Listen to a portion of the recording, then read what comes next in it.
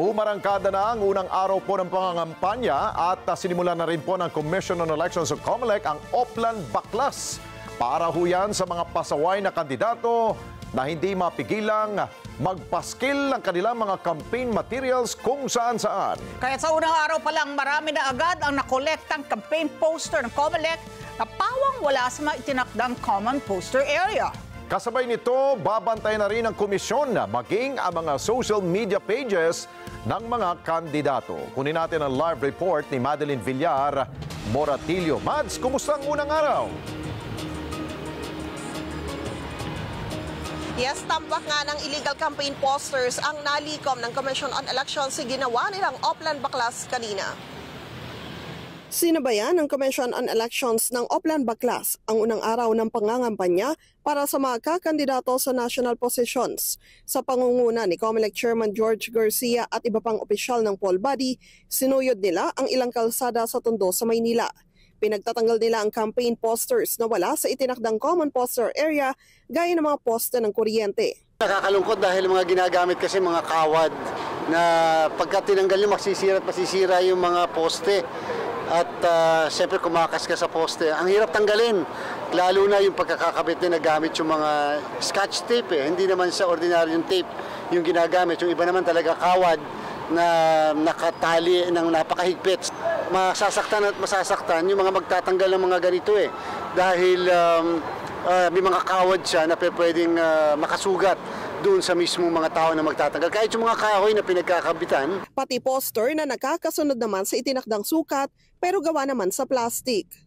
Una rito, naglabas ng guidelines ng COMELEC na dapat biodegradable o environment-friendly ang gagamiting campaign materials. Tama ang size, kaya lang mali. Mali ang pinaglalagyan, mali rin yung mismong gamit ng mga materyales. Sabi natin, pwede namang gumamit kahit na karton, kahit na papel o kahit na cloth man lang. Pabor naman ang ilang kandidato sa ginagawang Oplan Baklas ng COMELEC. Sumunod tayo sa batas, kung ano yung inuutos ng batas, para hindi po tayo malito, hindi po tayo tularan na yung ginagawa sa simula pa lang ay mali na kagad.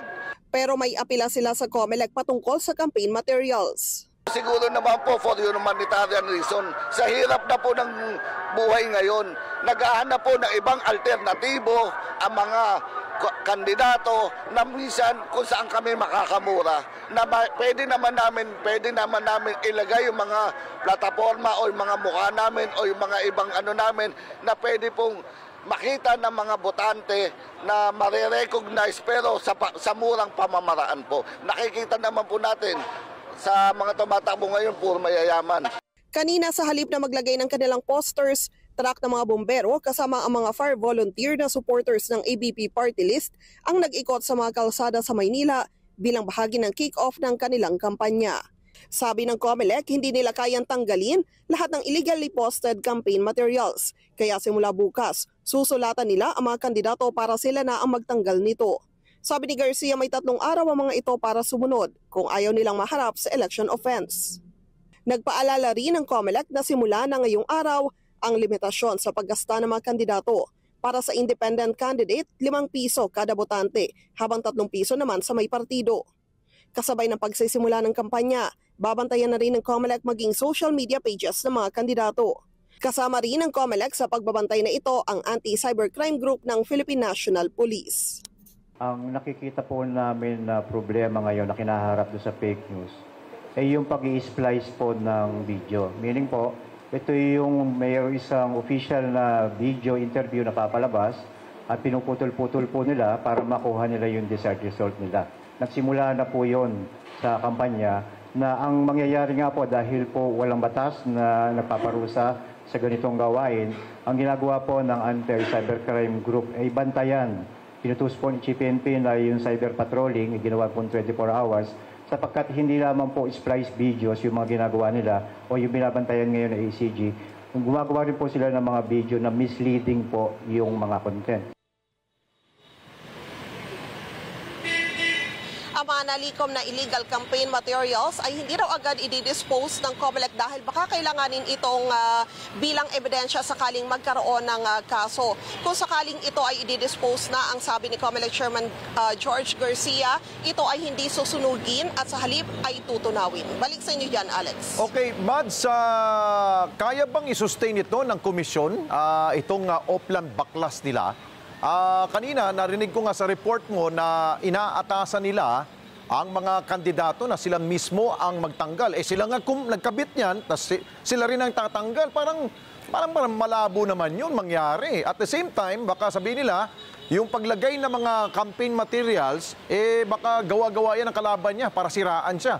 So, sino ba talaga ang dapat na nakatutok dito para gumawa ng pagbabaklas, yung mga maling pagpaskil ng mga campaign material sila dun sa hindi namang common area na pwede nilang pagkabitan ng kanilang campaign materials? Mads? Yes, Alex, aminado ang COMELEC na hindi nila kakayanin dahil na rin sa dami ng kanilang trabaho, lalo na't papalapit na yung eleksyon.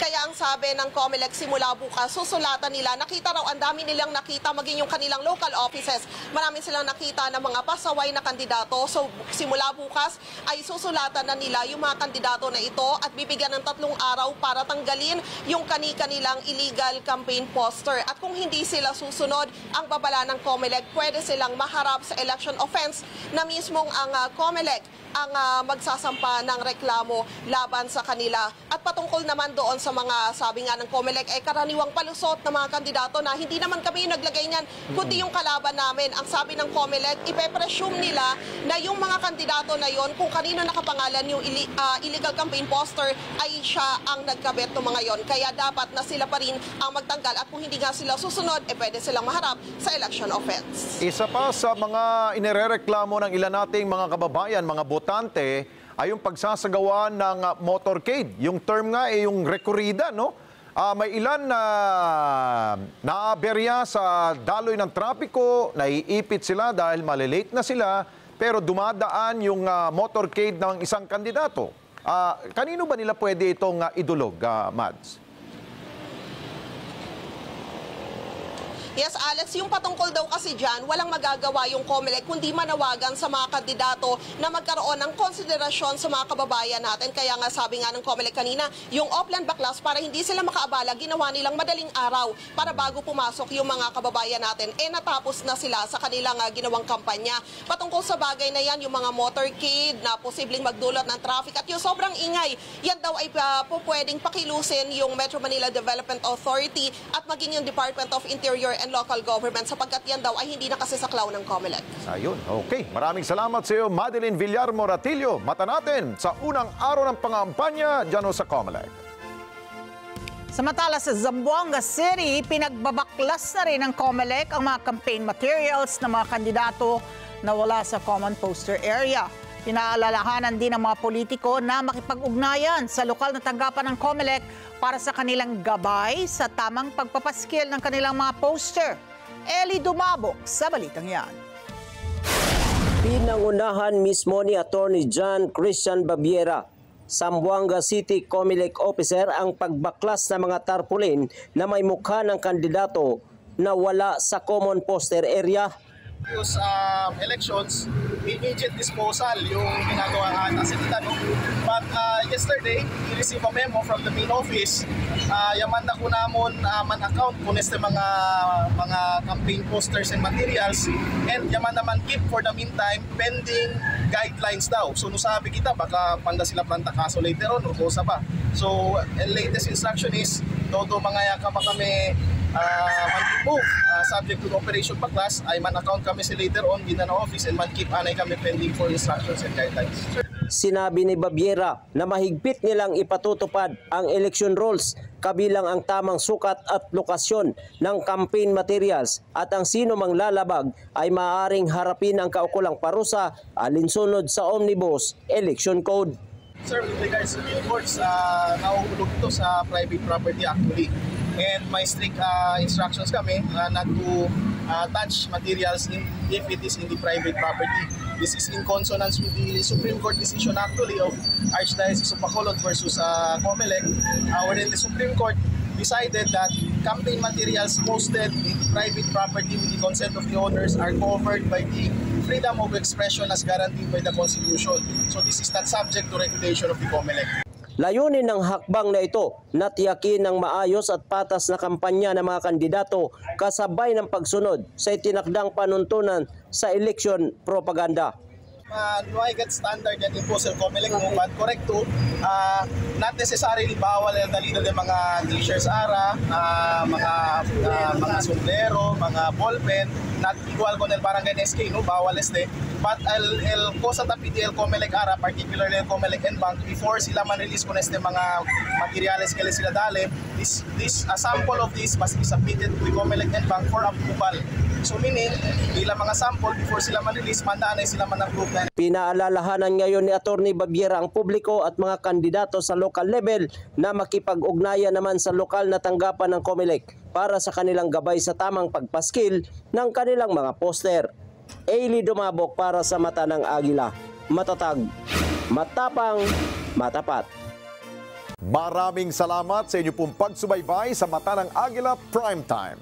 Para malaman ang matatag, matapang at matapat na mga balita, i-follow lamang at mag-subscribe sa AtNet25 TV.